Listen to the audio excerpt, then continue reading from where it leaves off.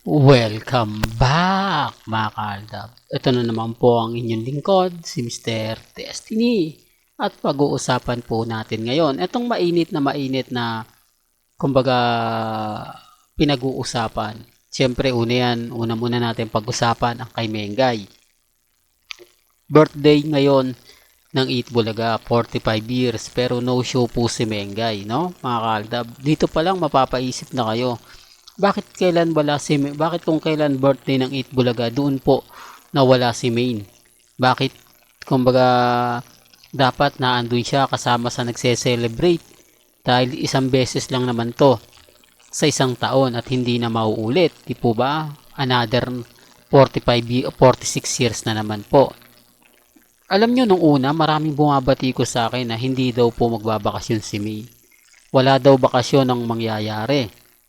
Dahil sa 8 Bulaga din daw po si Mengay, kahit nga daw po bumabagyo, naandon. Ngayon, bigla nagbago yung takbo. Di po ba dati-rate, kumbaga, sinasabi nila na, hindi Mr. Destiny, hindi yan magbabakasyon. Tapos ngayon, nagbabakasyon na raw sa Athens, Greece. Di po ba? Ganyan po sila ka-desperado. Ganyan po sila ka-apektado sa mga pinapaliwanag natin at sa mga sinasabi natin.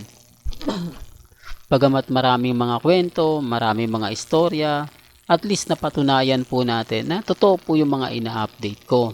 Totoo po yung mga binabalita natin na may bakasyon nga pong magaganap. Ngayon, nasa na po yung bumabatikos kay Mr. Destiny? Ngayon, nasa na po yung mga taong nagsasabing fake news si Mr. Destiny? Sila po kasi talaga yung totoong walang alam. Sila po talaga yung totoong, kumbaga, malakas lang mag-react, malakas lang magkomento, pero wala naman po talagang alam. Di po ba na nagmamarunong pagdating po sa mga update, hindi po nila alam ang buong istorya at buong kwento. Samantalang si Mr. Destiny, ako, naghahanap tayo ng mga resibo, naghahanap tayo ng ebidensya. Oh, di po ba? Tapos sasabihin nila, fake news daw ako. Katulad niyan, spotted po o nag-post po na nasa Canada rin po si Maha at si Rambo. Siyempre, gaganti nga po yan. Mga yan, sasabihin nila, nandun pala yung mag-asawa. Baka nandun naman daw po si Mengay tsaka si Congressman Arjo. Baka dumaan muna sila ng Greece, pupunta na sila ng Canada. Di po ba? Siyempre, ganun na po talaga yung mga senaryo na yon. Ganun na po talaga yung mga bagay-bagay na lumalabas dahil anniversary rin po ng kasal ni Maha at ni Rambo, kumbaga nag-celebrate din sila. Hindi po ba? At sa Canada nga po ang naisip nilang puntahan. Nagkataon lang na naman.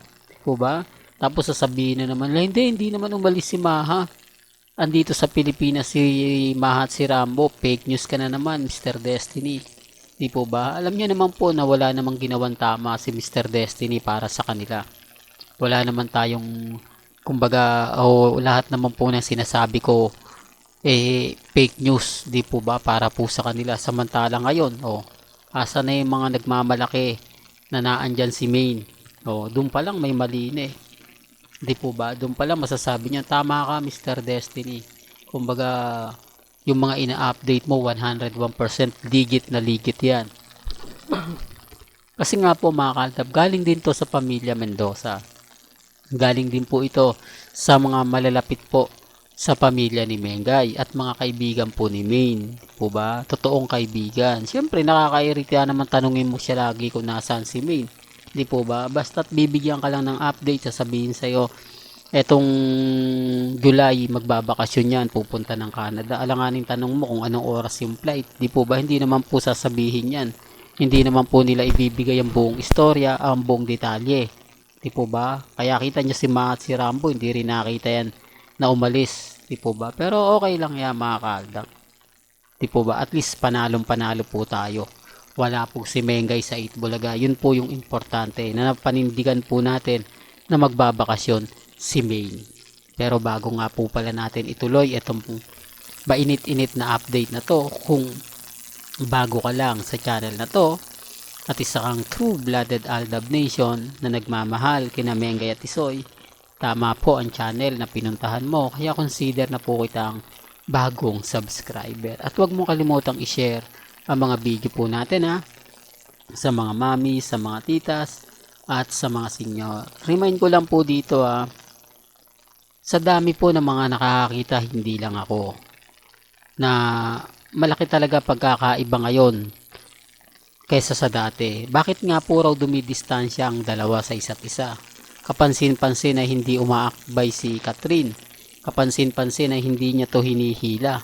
Gaya po ng mga nakaraan po sa birthday ni Catherine at doon nga po sa yate. Kapansin-pansin na hindi na nga po daw talaga sila sobrang close. Di po ba? Although may mga fans, hindi man lang po nakita ang akbayan o protektahan ni Alden Richards si Catherine. Di po ba? Na dati-rati nakikita natin. Yan ang sinasabi ko mga ka-Aldab, na hindi lang naman po si Alden ang umiiwas. Hindi lang naman po si Alden ang dumidistansya. Pati na rin po si Catherine. Kapansin-pansin nyo na hindi siya humahawa kay Alden. Pansin nyo, yung kamay niya talagang diretso lang sa mga tao. Samantalang dapat hahawakan niya yung kamay ni Alden para mas masasabing close sila, para masasabing ganito ganyan. Hindi na, ito nga po yung sinasabi ko na galit sila. Hindi na nila pwedeng itago yung relasyon nila kung meron man. Di po ba? Kasi pabor na pabor yan sa management Pabor na pabor yan sa pelikula nila. Mas totoong relasyon, mas tatangkilikin. Gaya nga po na sinabi ni Mr. Johnny Man na, di po ba, yung magic ng Aldab. Na nagpakatotoo kasi sila Main at si Alden, kaya ganun karami yung mga nagmahal sa kanila. Nakita, walang script, talagang kung ano lang yung lumalabas, kung ano lang yung mga punchline, yun lang yung binabato.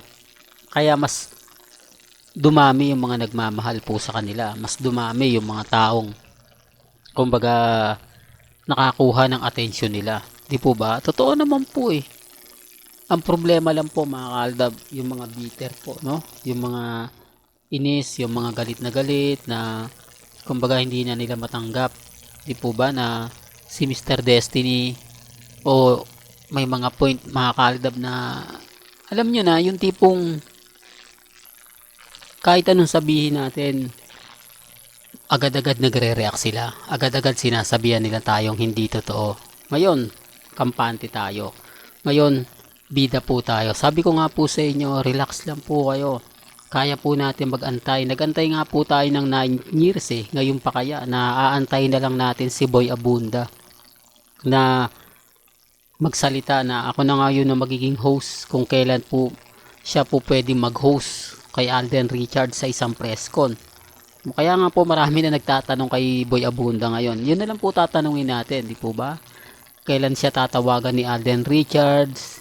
Kailan siya kukunin ni Alden Richards para i-anunsyo kung sino yung taong mahal na mahal at kumbaga asawa ni Richard Polkerson. Kaya nga po sabi ko sa inyo, yung mga guilty sa akin, kahit pa paano napapaisip na, hindi ko man po lahat nakukuha simpatya nila. Hindi ko naman po lahat nakukuha yung gusto nila. Kahit pa paano nababawasan po natin yung mga bagay-bagay na kumbaga gusto nating ipabatid. Ako, mga ka-Aldab, masaya po ako sa mga napapanood natin, masaya po ako sa mga nakikita natin kasi dito po tayo malakas dito po tayo kumbaga nakakakuha ng mga update. Galing din po sa mga pamilya. Gaya nga po ngayon si Daddy Bay. Anong reaksyon nila? Hindi nila masabi, hindi, nandito sa Pilipinas si Daddy Bay. Dumidistansya na rin po sila kay Mr. Destiny. Hindi na po nila dati binabatikos na hindi, fake news yan, nandito yung pamilya. Di po ba? Kasi alam nila, sila rin po yung basag. Alam nila, sa next update ko, sila yung madudurog. Na, kumbaga baka banatan tayo ni Mr. Destiny na tayo walang alam, nagdudunong-dunungan na lang tayo. Na ganito ganyan, pero hindi natin alam na aalis pala si Main. Sila alam nila, di po ba? Alam nila magbabakasyon. Updated po kami pagdating sa social media. Yan po yung pagkakaiba. Di po ba?